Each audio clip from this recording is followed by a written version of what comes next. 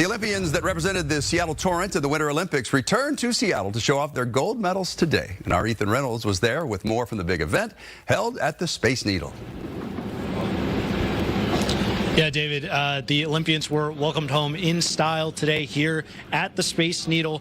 It was a gorgeous day, fit for the gold medalists who donned their new hardware, the gold medals they brought back from Milan. They were also welcomed by several members of our local, state, and city governments as well. There was also one notable special guest, Megan Rapinoe, in the house, obviously women's soccer legend, multiple-time Olympian as well, medalist on top of that.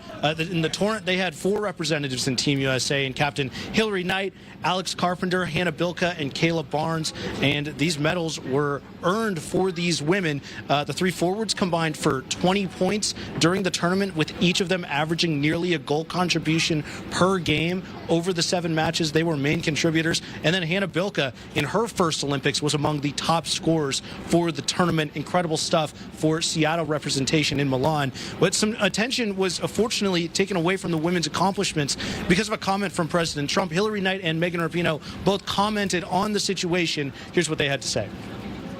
The joke was distasteful and unfortunate, and I think, just the way women are represented, it's a great teaching point to really shine light on how women should be championed for their amazing feats. And now I have to sort of sit, and anybody has to sit in front of you and explain someone else's behavior. It's not my responsibility.